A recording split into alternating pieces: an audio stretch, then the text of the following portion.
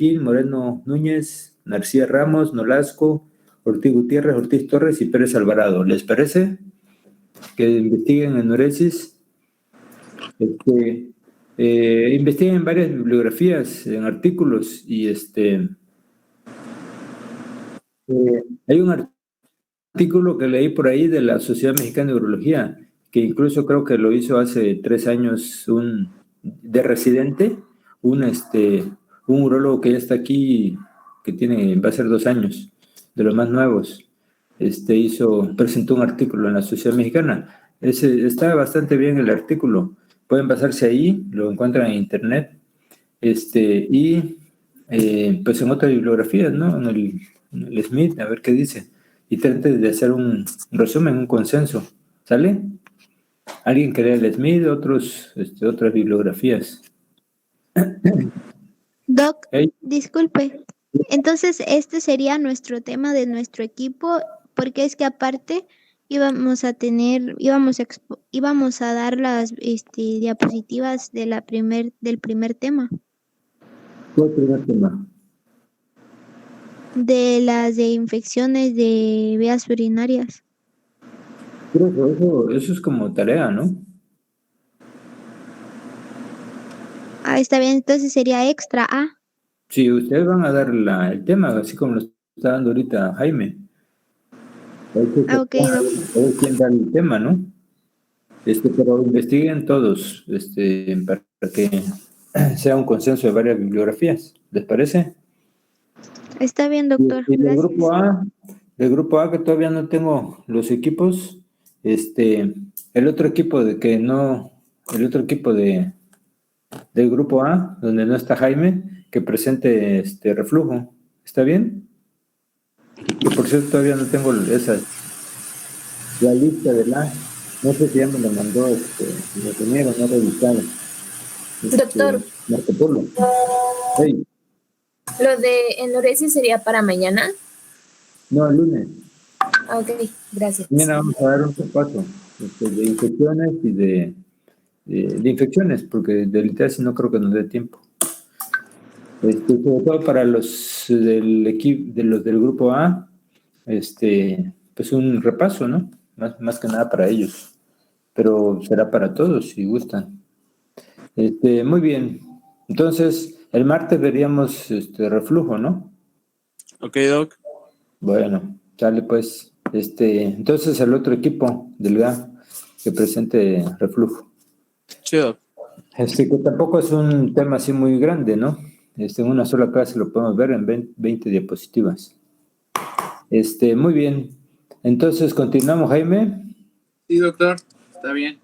Entonces, ayer nos habíamos quedado en lo que es la tuberculosis genitourinaria, pero ya en la parte de la vejiga.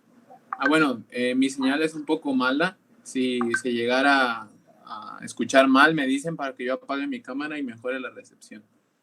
Bueno, en la vejiga, ¿cómo vamos a tener la infección? No va a tener nunca la vejiga la infección por sí sola. No va a tener la infección como sería en la próstata, que le podría llegar por la sangre, o como es en el riñón, que le llega directamente por la sangre y se contamina. No, esto por el paso de orina y por el desarrollo de lo que es la tuberculosis ya en el riñón, después el uréter. Entonces la vejiga logra contaminarse. Ya veíamos ayer la contaminación del uréter y todos los signos característicos que nos dan. Entonces, ¿qué producen primero en la vejiga? Se produce esa como línea del tiempo que les dejé en la parte de arriba, de color así rojito, de esas tonalidades. Y primeramente tenemos una mucosa inflamada. Se empieza a irritar la mucosa y recordemos que podríamos tener o no podríamos tener síntomas tempranos, porque pues es característico de la tuberculosis que no se expresa clínicamente, siempre va a ser como difuso. Y va a empezar a formar tubérculos que van a ser observables solamente en el endoscopio.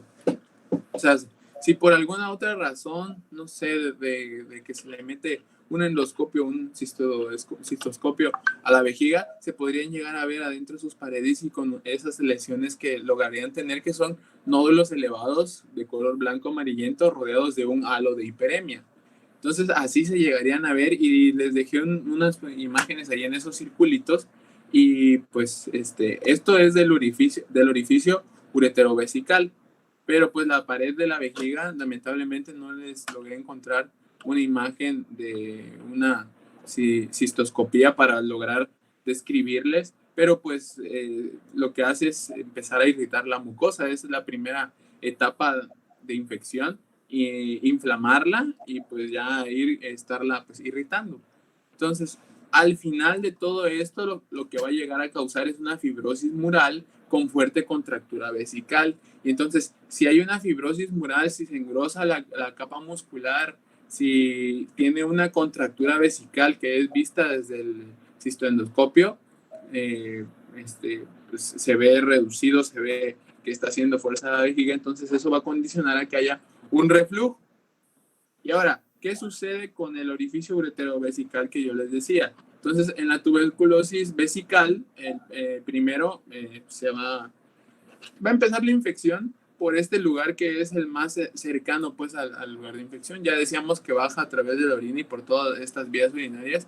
Entonces, al momento de que entra en donde está el uréter, ahí vemos esta característica de la lesión que ya mencionamos ayer de la estenosis del orificio de Golf.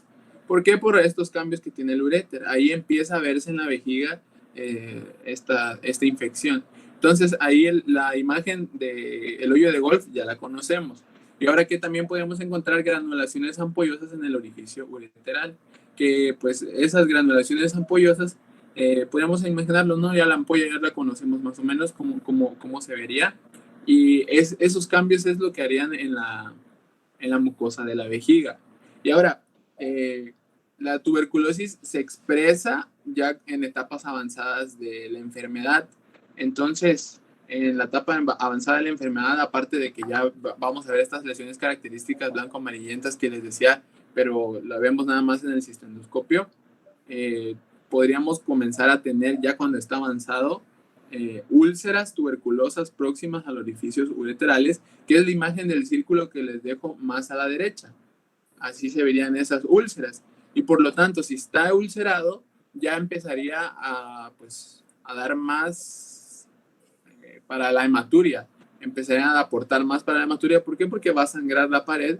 Entonces ahí ya estaría acentuando una hematuria más marcada. ¿Por qué? Porque previamente el riñón ya tiene ulceraciones o no se reparó o está teniendo continuamente ulceraciones, o el uréter, y ahora también la vejiga los tiene. Entonces la hematuria ya se expresa mucho más acentuada en estas etapas, y obviamente porque ya estamos en unos hallazgos tardíos, ¿no?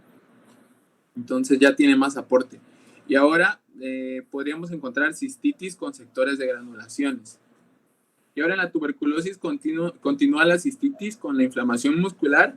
Si por mucho tiempo va continuando y continuando y continuando y no se logra controlar, ni hay tratamiento y avanza a lo largo de los años, se reemplaza lo que es el tejido muscular por tejido fibroso. Y entonces ahora sí nos va a dar lo que es sintomatología clínica, que el paciente va a referir que tiene pues todos los síntomas de una cistitis, pero ahora va a ser de característica crónica, porque ya va a estar instaurada la enfermedad ahí de años y ya tiene este cambio de la muscular por tejido fibroso. Entonces la vejiga fibrosa, al final, lo que va a desencadenar una vejiga fibrosa van a ser síntomas que ya conocemos todos muy bien, como es la polaquiuria, y puede desarrollar un reflujo ureteral o estenosis y por tanto hidronefrosis. Entonces ya aparte de que el uréter tiene sus problemas y puede causar lo que es una estenosis, hidronefrosis, ahora si la vejiga también está afectada, puede causar eso también. Entonces es más problema para estructuras anatómicas que están por encima de la vejiga. Ahora en la siguiente diapositiva les mostraría lo que son imágenes. En el caso de la izquierda es una tomografía computada pélvica, y ahí se utiliza contraste y vemos en la fase excretora, alcanzamos a ver ahí un engrosamiento difuso de la pared vesical.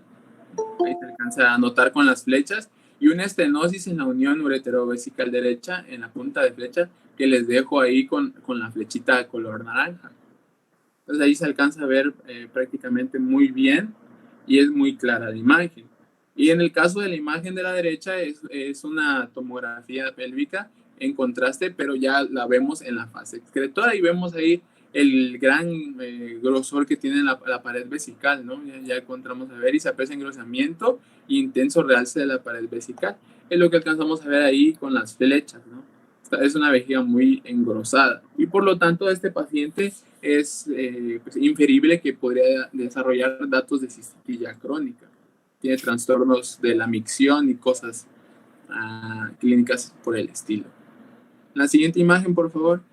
Ahora, en esta imagen ya es otro estudio, es una uretrocistografía y ahí encontramos, es retrógrada. Encontramos en este paciente, pues ya estaba el diagnóstico de tuberculosis vesical avanzada. Entonces, aquí ya no es un hallazgo, no es un estudio para tratar de determinar el diagnóstico, sino que es ya para saber qué tanto va avanzando la enfermedad. Y entonces encontramos en el asterisco, les dejo marcado que está una vejiga contraída.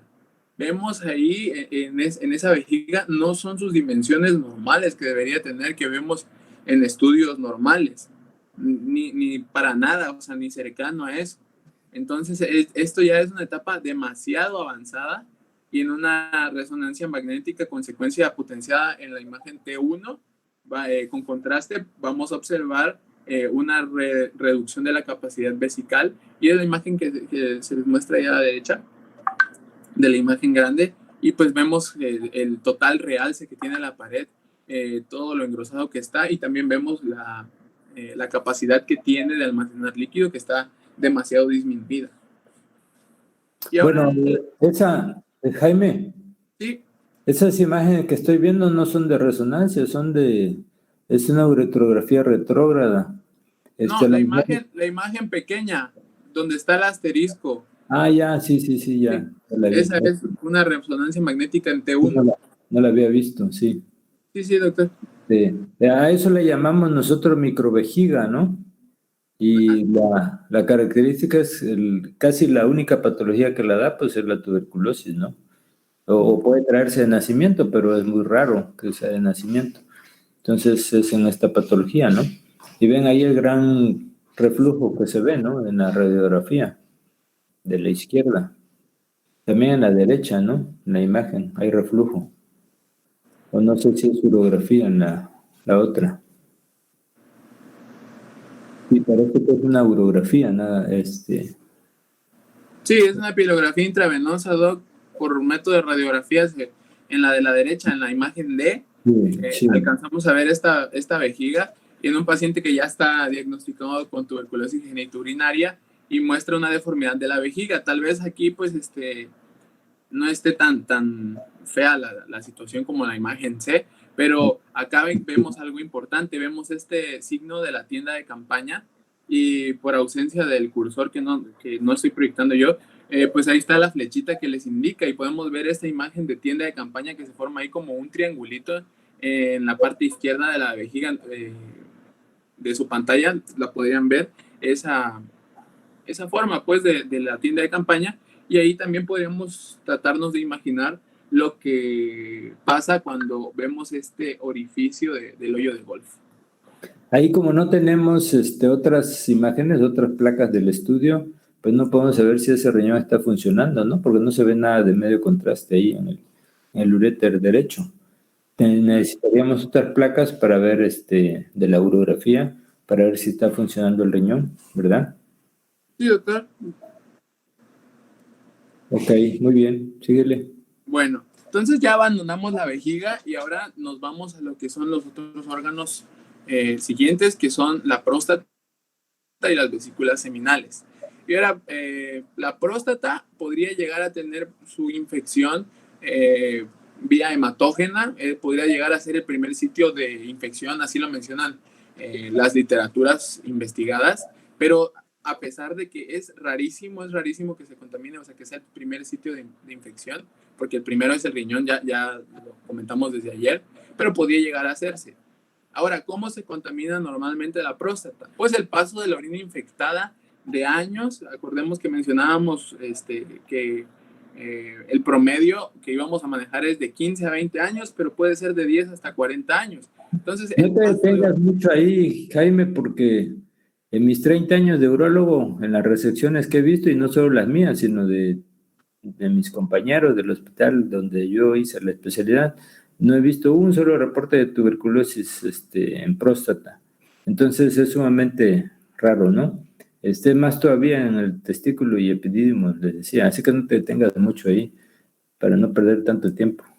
Bueno, perfecto. Entonces la lesión podría ser hematógena, como les decía, o por el paso de orina de años, ¿no? Y lo que va a suceder en la vejiga, en la próstata, perdón, es pues lesiones de fibrosis, calcificaciones, fibrosis con cavitación y pues descubrimiento incidental, porque como lo que dice el doctor, tal vez el paciente manifieste otras situaciones clínicas, pero pues en la resección por transuretral, como les veo hoy las piezas patológicas, se ha visto que pues hay lesión de tuberculosis en la próstata y por eso se ve así.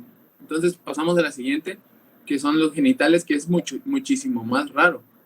Entonces están reportados algunos casos, pero pues es por contigüedad, ¿no? Vamos siguiendo la anatomía, entonces no nos vamos a detener mucho acá, por lo que decía el doctor, pero es importante que yo les diga algo acá, que en el epididimo se podría llegar a manifestar grande, firme e indoloro, lo que podría llegarnos a confundir con lo que es una sospecha clínica de que el paciente está desarrollando ahí una tumoración o que puede ser algo maligno, ¿no? Eso podría llegarnos a sugestionar. ¿Por qué? Porque a la palpación al paciente no le duele.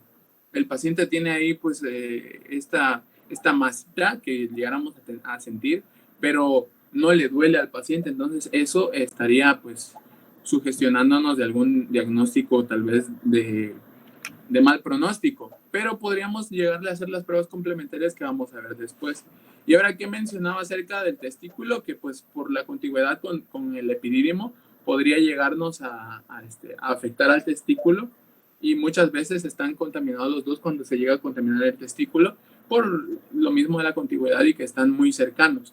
Y ahora, por la tuberculosis del pene, dice que se remite a casos demasiado contados, dice la literatura, que prácticamente cada caso que se llegara a sacar es digno de un artículo de revista porque es súper raro. ¿Sí? Todo lo demás es raro, lo del pene es más raro.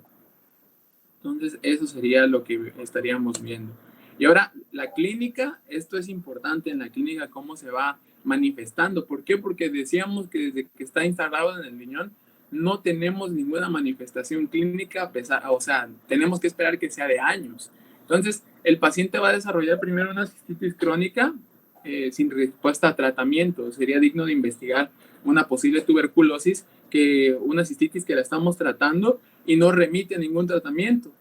Una hematuria igual, crónica, tal vez podría ser que algunos días, algún periodo de tiempo no presente hematuria, pero otros días salga alterado una microhematuria, otros días salga una hematuria macroscópica, así podría manifestarse. Y esto es característico también de la tuberculosis, que es una piuria estéril. Vamos a tener presencia de abundantes leucocitos en orina, pero no va a haber ninguna bacteria causante. Entonces es algo ahí que tal vez podríamos pensar que no es posible eso, pero sí es posible por la tuberculosis. Y acá hay algo importante que ya les mencionaba desde la diapositiva anterior, que es la epididimitis sin dolor a la palpación, que esto se menciona como el síntoma más común o por la preocupación más común que llegaran a sentir los pacientes que tienen una tuberculosis genitourinaria, porque ellos, por ejemplo, esto es obligado que tienes que ser hombre. Entonces, cuando se bañan, dice que la literatura, los artículos investigados, dicen que el paciente al bañarse, al asearse, lo que sea, siente pues una induración ahí y no siente dolor. Entonces el paciente le preocupa y es el motivo por el que va al urólogo. Y pues ya el conducto arrosariado, el conducto deferente, pues ya es a una palpación más profunda si se llegara a sentir, o nada más con los signos radiográficos que llegáramos a ver, como las imágenes que ya les mostraba. El seno escrotal puede estar con un drenado crónico, puede estar ahí, o induración con nodulación de la próstata en el tracto rectal, pero esta induración o nodulación no es específica pues solamente de la tuberculosis, nada más se le presenta así. Y el paciente podría llegar a manifestar, pues referir polaquiuria, disuria, nicturia, escozor miccional, por la irritación que tiene. Y la hematuria intermitente es en el 10% y macroscópica en el 50%. Además de que podría llegar a desarrollar cólico nefrítico, hemospermia, tiene alteraciones del paciente en la eyaculación o tal vez llegaría a tener alguna piospermia. Y lo que les mencionaba al principio de la ponencia del día de ayer era de que el paciente también desarrolla una hipertensión arterial y en casos de que ya está diagnosticada la tuberculosis, tal vez se podría llegar a indicar una nefrectomía para pues combatir esta hipertensión. Y pues síntomas generales, ¿no? Como fiebre, astenia, anorexia, pérdida de peso, aunque llegaría a ser raro. Y ahora, por órgano, centrarnos por órgano en la siguiente diapositiva. Por favor, la siguiente diapositiva. Bueno, por órganos podremos llegarnos a encontrar en el riñón y el uréter asintomáticos totalmente, pero a veces podrían llegar a causar algún dolor por una irritación o simplemente porque está bajando un coágulo o porque está un cálculo de los que se producen, porque se llegarían a producir cálculos en la tuberculosis. Esto fuera lo que podrían causar lo que es este cólico renal, solamente si sucediera así por la distensión del sistema perocardicial o donde esté el cálculo o esta masita que esté bajando. Y en el caso de la vejiga, lo que ya les mencionaba, la cistitis, ardor, polaquiuria, nicturia y una hematuria renal o vesical podría ser y una irritabilidad vesical extrema. En el caso de la próstata, podrían ser normales a la palpación o poder encontrar nódulos, indurado o agrandado. Y en el aparato reproductor les decía que pues es menos común, pero de todo, el paciente se queja de lo que es una epididimitis tuberculosa, pero no lo refiere así, sino que lo refiere como una inflamación indolora que lo siente en su escroto. Entonces, así se presentaría el paciente por órgano. Ahora vamos a llegar a una parte importante que es el diagnóstico en la siguiente diapositiva. A ver, quiero interrumpirte un poquito para que quede más claro. Entonces, del cuadro clínico, ¿cuáles serían los síntomas principales o más frecuentes, iniciales? Que comentaste. Bueno, manifestaciones generales serían las que el paciente llegaría a presentar, pero no nos sugiere nada de tuberculosis, que tenga el paciente fiebre, que tenga astenia, que tenga anorexia, no nos sugiere nada de esto. Entonces, por la clínica y por la piuria estéril y todo lo demás que podríamos llegar a encontrar, es donde nosotros ya nos enfocamos más a tratar de hacer pruebas para que tengamos la tuberculosis ya diagnosticada. No me quedó claro el cuadro clínico. ¿Alguien quiere opinar? ¿Cuáles serían los principales síntomas? Porque a veces es pregunta de examen. ¿Alguien más leyó? Hematuria, piuria. El cuadro clínico. Hematuria es una de los datos clínicos, ¿no? Hematuria macroscópica, pero ¿qué otra cosa es más frecuente que la hematuria? Polaquiuria. La polaquiuria, y hay otros síntoma más frecuente todavía. ¿Es el síndrome irritativo o no? Sí, en general. Pero el síndrome irritativo, ¿cuál es el síntoma más frecuente? Tienesmo. La disuria. Disuria y polaquiuria, ¿no? Muchas veces aquí va a empezar el paciente, el cuadro clínico, ¿no? Sí, lo que está mencionado ahí en la parte de la esquina izquierda, ahí menciona. Sí, pero eso es lo que quería yo que dejaras más claro, pues, que bueno. de todos los síntomas, lo más frecuente es eso, ¿no? Disuria y polaquiuria. Luego, en tercer, pudiera ser la hematuria macroscópica recurrente, ¿no? La mayoría de los pacientes así se presenta. aunque se pueden presentar con un dolor cólico, ¿no? Que ya decías, del riñón, pero eso ya es más raro que se presente, o la hemospermia, ¿no? Ya la hemospermia es mucho más raro todavía. Ahora, de este cuadro que pusiste ahí, el último cuadrito de la izquierda, es donde dice fiebre, anorexia, pérdida de peso, eso lo vemos más. Acuérdense que la TB urinaria, pues viene generalmente del pulmón, entonces esos síntomas pueden ser pulmonares, no urinarios, ¿no? En la orina se presentarían, pero si la TB va acompañada de infección urinaria, común, que no es tan raro. No sé si ya lo mencionamos eso, pero más del 20% de pacientes van a presentar cuadros recurrentes de infección urinaria, acompañante, Puede ser TB más una infección por E. coli o algún otro germen de los que ya vimos en infecciones. No es nada raro ver que el paciente esté presentando cuadros de infección. Entonces eso también nos debe hacer sospechar que detrás de esos gérmenes comunes, pues está la tuberculosis, ¿no? Sobre todo si ya vemos cambios en la vejiga, en los riñones, ¿sí? Por eso una infección urinaria común, pues hay que hacerle estudios complementarios, ¿no? De ultrasonido, urografía, urotac, ¿no? Y sobre todo si es recurrente, porque pues ahí podemos descubrir algunas alteraciones ya que nos sugieran la TB urinaria, sobre todo si es un paciente en mal estado general, ¿no? Desnutrido o con algún otro factor de defensas bajas, ¿no? Entonces, es importante dejar claro eso, que generalmente el paciente va a empezar con cuadros de cistitis, con síndrome irritativo bajo, ¿ok? Muy bien. ¿Quedó claro o me regreso?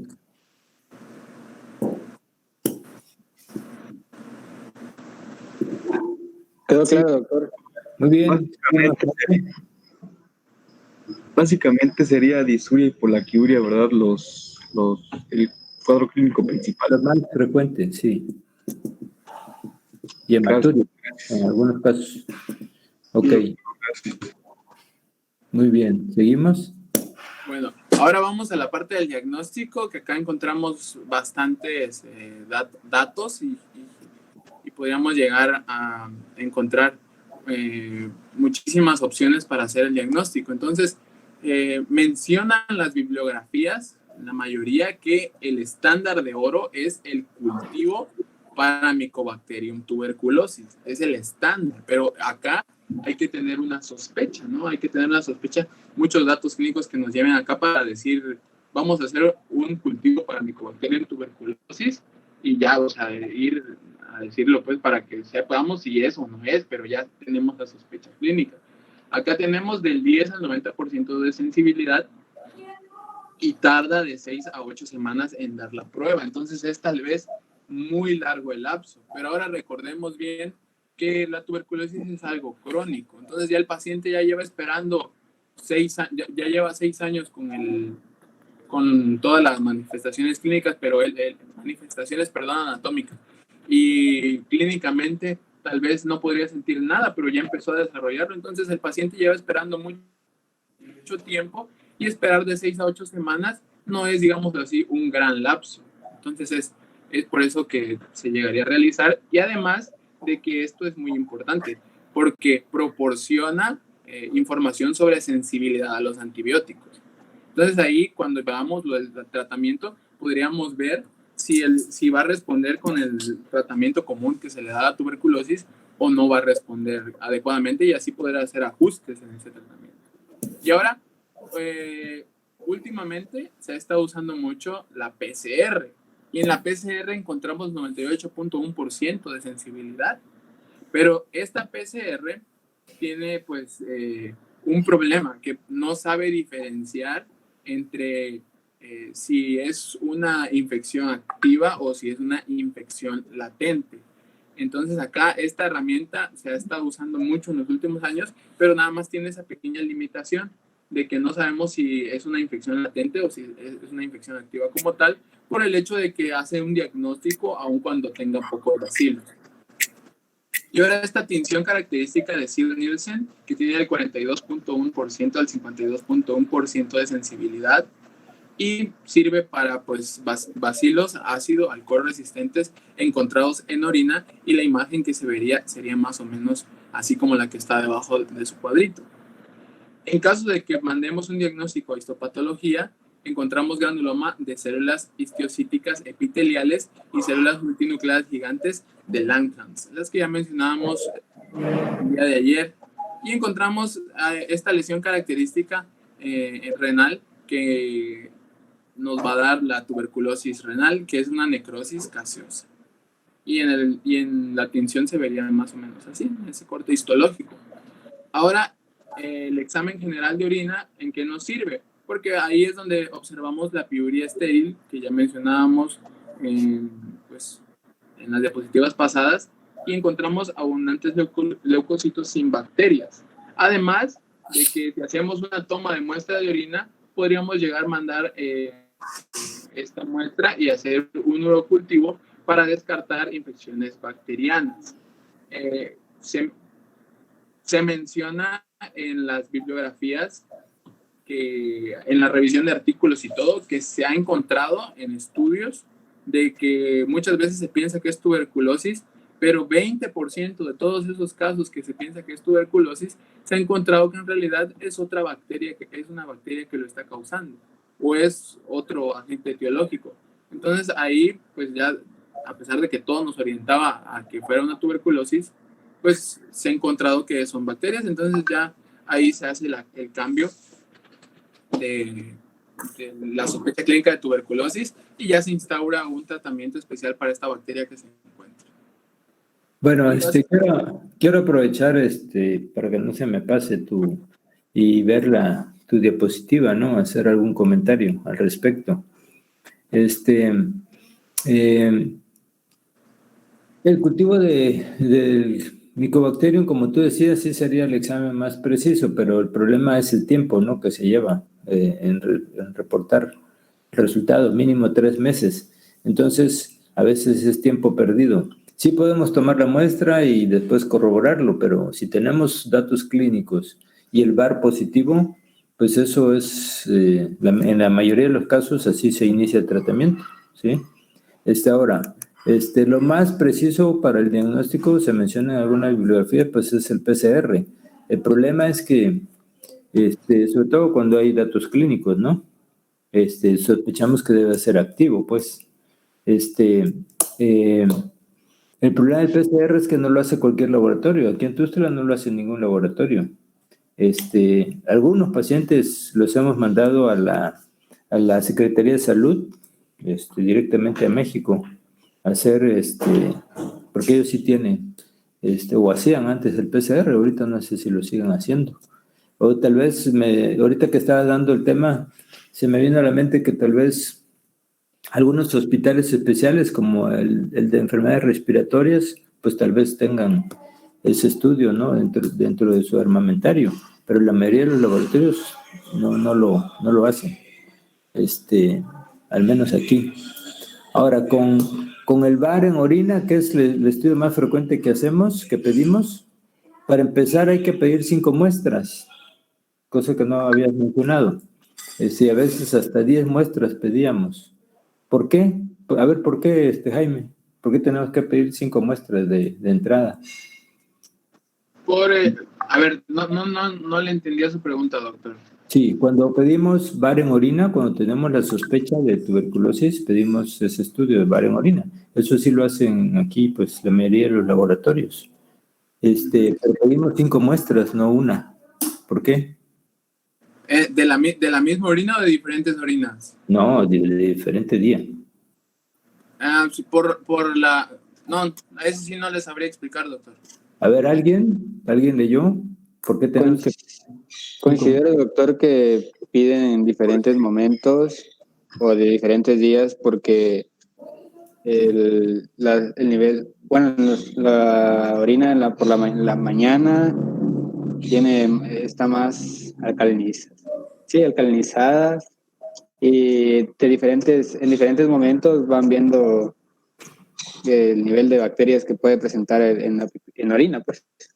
Pues por ahí vas, pero no por la alcalinización de la orina, sino porque no todos, Es que la excreción no todos los días el paciente va a excretar el bacilo.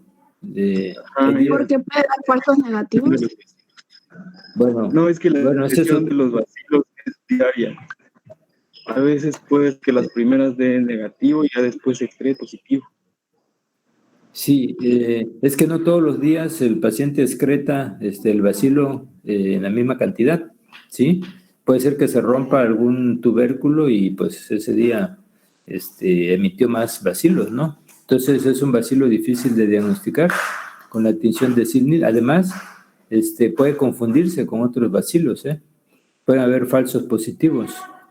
Muchas veces el laboratorista no está tan familiarizado con ver este bacilo y lo puede confundir con algún otro bacilo. Entonces, por eso la sensibilidad anda por el 50%, ¿no? Entonces, en el VAR. Pero si tenemos la oportunidad de corroborar el diagnóstico con el PCR o el cultivo, pues lo hacemos, ¿no? Para confirmar. Mientras podemos iniciar este tratamiento, en el caso del cultivo, ¿no? Que pues nos lo reportan hasta los 3 meses. Entonces podemos iniciar, es válido, iniciar el tratamiento antifímico mientras esperamos el cultivo, si tenemos duda, ¿no? En esto de la histopatología, pues, ¿cuándo vamos a pedir un estudio histopatológico? Sobre todo cuando veamos alteraciones en la vejiga y podemos hacer biopsias de vejiga. Ahí hay biopsias en frío, ¿sí? Hay ¿cómo se llama? Pinzas especiales de biopsia que nosotros tenemos para hacer un pellizcamiento ahí de la lesión, ¿no? De la mucosa. Cuando hacemos biopsias, generalmente pues lo hacemos bajo anestesia, porque pues eso puede molestar a la paciente o al paciente, ¿no? Una simple cistoscopía lo hacemos con anestesia local, pero si ya vamos a hacer biopsias, generalmente pues hay que hacerlo bajo anestesia, porque a veces lo hacemos de varias zonas de la vejiga, ¿no? Porque también el diagnóstico, bueno, seguramente lo vas a mencionar más adelante, el diagnóstico diferencial es un CA vesical, ¿no? A veces no podemos distinguir bien qué lesión es macroscópicamente, ¿no? Entonces hacemos biopsias y ahí nos reporta el patólogo muchas veces el bacilo y los cambios que ya estás poniendo ahí, histológicos, ¿no? Pero también el patólogo nos puede reportar el VAR en el tejido. Muy bien, es lo que quería agregar de y dejar más en claro, ¿no? Del diagnóstico. ¿Algún comentario o algo que no estén de acuerdo? Doc, por ejemplo, también es importante cuando llega el paciente, si es diabético o tiene VIH, eso también ya nos daría más indicios, aparte del VAR y los datos clínicos, de Así que es. podemos con seguridad iniciar el tratamiento, ¿verdad? Así es, y si ven un paciente con sospecha de tuberculosis, deben de pedirle al revés, deben pedirle su prueba de ELISA, ¿no? De VIH, ¿no? Porque la patología secundaria puede ser la tuberculosis y la original puede ser el SIDA, ¿no? O HIV positivo. Deben de pedirle su HIV al paciente. Acuérdense que es la primera patología asociada al VIH, ¿no? Y eso está en muchas bibliografías en la actualidad. Entonces, deben de sospechar al revés, ¿no? Si ya sospechan o tienen el diagnóstico de TB, pues sospechar que no vaya a ser por SIDA. Ok, muy bien. Seguimos, Jaime, para no perder más tiempo. Perfecto, Doc. Entonces pasamos a la siguiente diapositiva, por favor. Ya mencionábamos bastante acerca de imagenología, ya nosotros interpretamos y vimos varias imágenes en algunos lugares específicos donde se expresa la tuberculosis, pero solamente a modo de comentario que recordemos para qué nos sirve una radiografía, por ejemplo, simple abdominal. En ella podemos ver la hipertrofia de un riñón o la obliteración de la sombra renal o de la sombra del psoas por algún problema que pudiera ser, por ejemplo, un absceso perinefrítico, ¿no? O la calcificación punteada del parénquima renal, podríamos llegarlo a observar. También en el caso de que fuera 10% en los cálculos renales. Se menciona que 10% de los pacientes llegan a presentar cálculos renales junto con una tuberculosis genitourinaria. Y también apreciamos lo que es la calcificación del uréter. Y ahora, si hacemos esa imagen, pero ahora en urografía de excretora, de excreción, entonces ahí encontramos si una lesión tiene un avance moderado o cómo está avanzando, ¿no? Puede pues detectar varios signos en los cuales consisten en distorsión de los cálices, lo que encontramos, ¿no? La rectificación, podemos encontrar signos como la tienda de campaña en la vejiga y podemos ver también estenosis del uréter y fibrosis vesical. Ya encontramos varias así, podemos encontrar aspecto apolillado de los cálices, podemos encontrar obliteración de uno o más cálices, dilatación de los cálices, cavidades de absceso, dilatación secundaria. Podríamos encontrar ausencia de la función renal que nos impacta el método del contraste. Lo que mencionábamos, ¿no? Depende del método. Si es una pielografía intravenosa, va a haber fijación del contraste en el parénquima. Pero si lo hacemos vía retrógrada, no va a haber esta fijación. Entonces, son unos datos que hay que irlos teniendo en cuenta y en mente. Y pues ya en la ecografía y la tomografía, vamos a ver en la siguiente imagen. Siguiente. Interrumpo. Sí. Pon la anterior, por favor. La imagen de la izquierda parece ser una pilografía ascendente, ¿no? Porque se ve el catéter ahí muy rígido. Entonces, cuando está excluido el riñón funcionalmente, pues antes hacíamos la pilografía ascendente, pues, para demostrar si había alguna obstrucción que haya excluido el riñón, y encontrábamos esas imágenes ahí, ¿no? Todas apolilladas. No había obstrucción del uréter y sí, entonces pues eso hacía sospechar de la tuberculosis, pero ya con la tomografía pues ya casi no hacemos pilografías, ¿no? Y en la imagen de la derecha, pues ya es la imagen clásica de una TB avanzada con necrosis gaseosa, ¿no? Eso ya lo refuerza el medio de contraste, pero si ustedes hacen una placa simple ahí, van a ver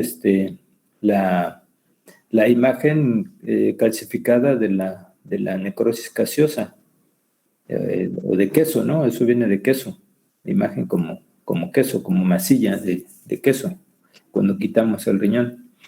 Entonces es la imagen clásica. Muy bien, seguimos. Seguimos en las siguientes, por favor, y encontramos unos esquemas que nos ayudan a comprender para qué nos sirve el ultrasonido acá. Es para ver la dilatación del sistema pielocalicial y otros datos de obstrucción que llegáramos a presentar en la tuberculosis. Entonces, este método nos sirve demasiado. ¿Por qué? Porque pues un ultrasonido está al alcance de la economía de cualquier paciente y también es fácil para el médico hacer. Hay muchos diplomados del médico general que puede hacer un ultrasonido y pues puede ver ahí para referir adecuadamente a urología o a donde él lo requiera. Entonces ahí encontramos una sensibilidad para el diagnóstico de tuberculosis renal de 58.9%, pero obviamente eso depende de la capacidad de la persona que toma el estudio. Y se puede clasificar hallazgos en 6 diferentes categorías. Podríamos encontrar lo que son las ectasias, hidronefrosis, empiema, atrofia, inflamación, calcificación o combinación de todos estos resultados. Y pues finalmente tenemos una tomografía, que esta es útil para observar las lesiones de cavitación, fibrosis, dilatación y de estenosis. Y ya observamos nosotros en la revisión de cada órgano del sistema genitourinario cómo observamos cada parte de ellos. Y pues esta tomografía ya nos da datos más digámoslo así, más claros, esclarecidos, y es más sensible pues para detectar calcificaciones y cambios anatómicos que no serían perceptibles en los estudios hechos por radiografía. Y finalmente... Quiero aprovechar también esto para no perderme después. La ventaja de la tomografía, la urografía, es que En un riñón excluido, ya por los cambios que ya hemos comentado de atrofia, de fibrosis, la ventaja del ATAC es que podemos ver el riñón. En la urografía puede ser que esté totalmente excluido y no verse, ¿no? Ni verse las calcificaciones gaseosas. Pero en la tomografía sí vamos a ver el riñón, ¿no? Esa es una ventaja. Y ya sabemos que está excluido. Entonces, pues ese riñón a lo mejor habría que quitarlo, ¿no?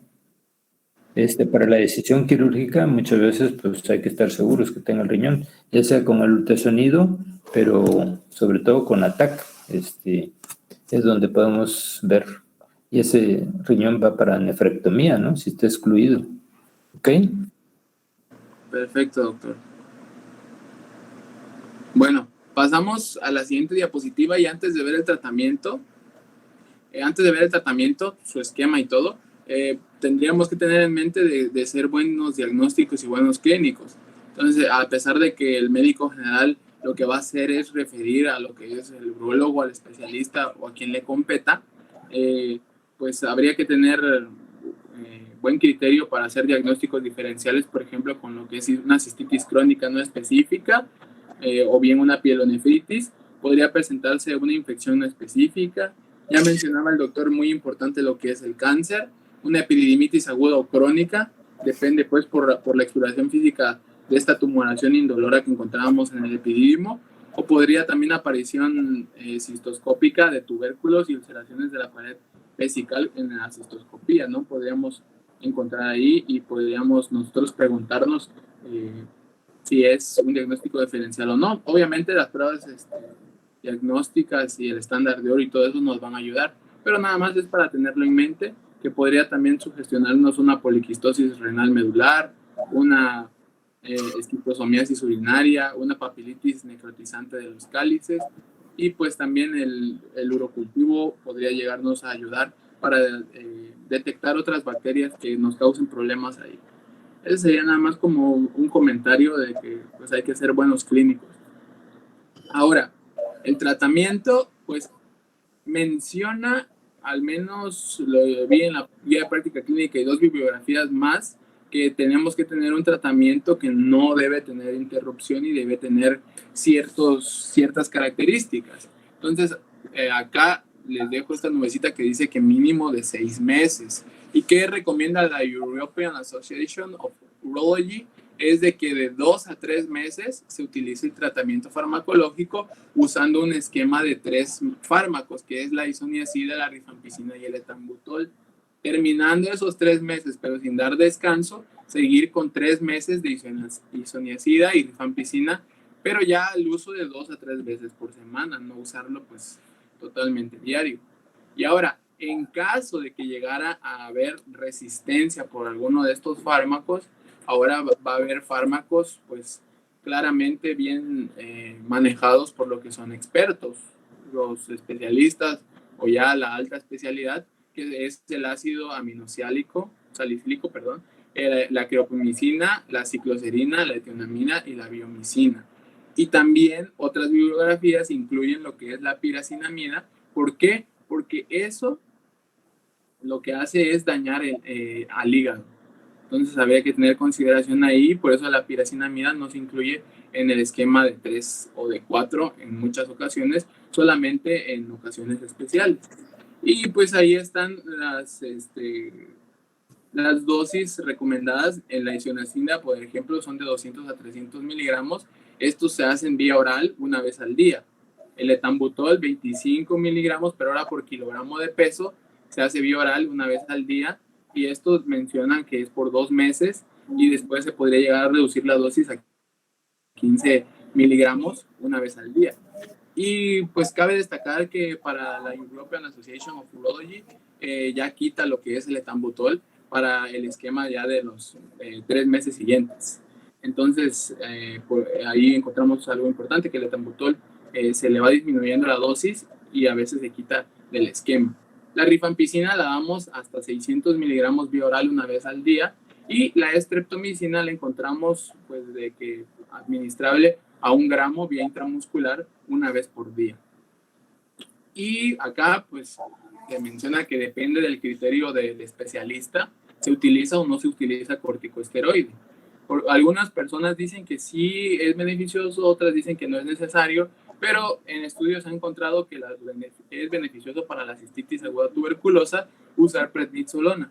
Además de que son útiles en la estenosis, no existe criterio unánime para su utilización, pero pues se recomienda la prednisolona y la metilprednisolona. Acá depende de lo que es el enfoque que quiera dar el urólogo. Quiero agregar algún comentario de esta diapositiva.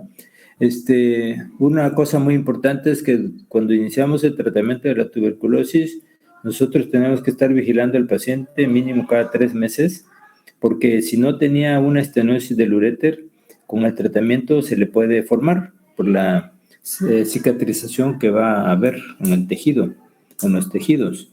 Entonces tenemos que estar pendientes que no vaya a haber ninguna ectasia, porque si no sería candidato a colocarle un catéter para preservar la función renal durante el tratamiento, porque no solo puede ser por la misma enfermedad, sino por el tratamiento también estenosarse un uréter, Entonces, eso lo vigilamos ya sea con ultrasonidos o hasta con Urotac, ¿no? No vaya a haber durante el tratamiento una estenosis secundaria al mismo proceso de tratamiento. Muy pocas veces se aconsejan los corticoides. Yo no había visto hasta ahorita que lo estás presentando aquí. Por otro lado, otro comentario es que cuando tenemos una tuberculosis refractaria al primer tratamiento, el tratamiento secundario también, en alguna bibliografía menciona a las quinolonas como tratamiento de segunda elección. Sobre todo la ciprofloxacina se mencionaba, o lo menciona algunas bibliografías. Los aminoglucósidos como la micacina también se puede utilizar.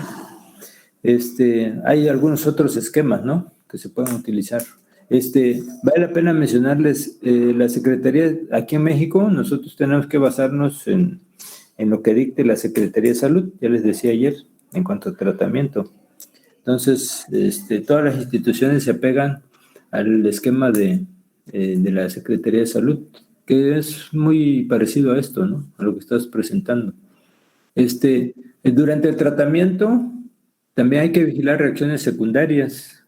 Por ejemplo, muchos desde el inicio le empiezan a dar complejo B al paciente, porque una de las reacciones secundarias de la isoniazida son las neuritis, sobre todo periféricas, ¿sí? Entonces hay que cuidar el hígado por el tratamiento con algunos, como ya mencionabas por ahí. Hacemos pruebas de función hepática también, más o menos de rutina, y se le puede dar el complejo B para protegerlo de la neuritis, de la isoniazida. Entonces, son cosas que hacemos durante el tratamiento o vigilancia. Y si nosotros tenemos la posibilidad, o en los grandes hospitales donde hay infectólogo, pues también nos apoyamos, ¿no?, con ahora sí que, sobre todo para el tratamiento, apoyarse con el infectólogo. Nosotros, por ejemplo, en el hospital donde yo estuve, había infectólogo. En los grandes hospitales, pues hay infectólogos que nos ayudan, ¿no?, en cuanto al tratamiento. Ellos están más actualizados en el manejo de esto, sobre todo por la resistencia que hay ya, ¿sí? Bueno, ¿te falta alguna diapositiva? Nada más me falta una última, pero en vista de que ya son las 10 casi, nada más les comento tantito. Siguiente.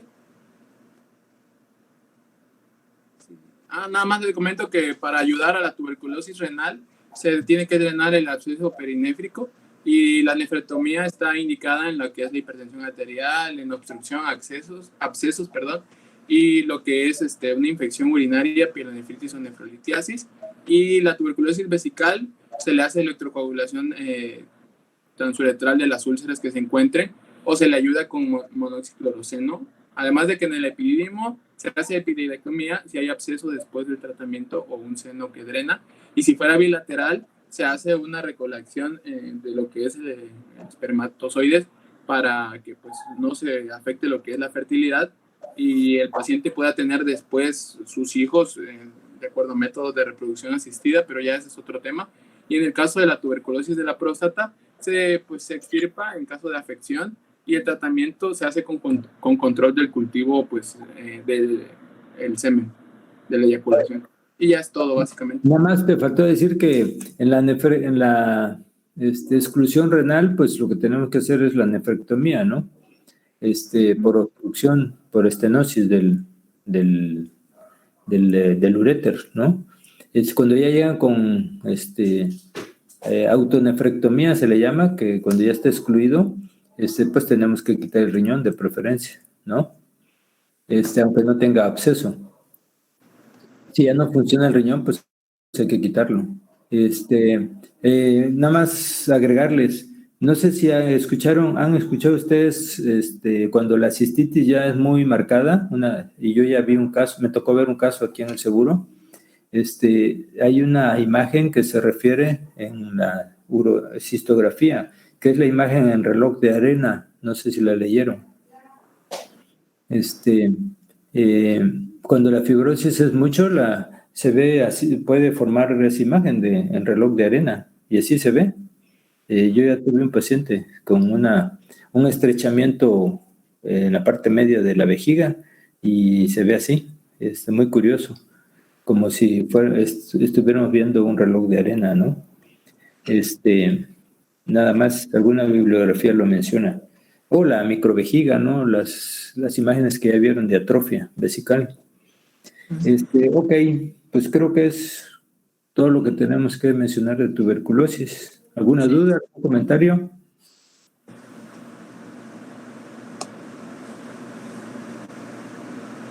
Los que tienen clínica con otras materias, pues pueden ya agarrar camino y despedirse.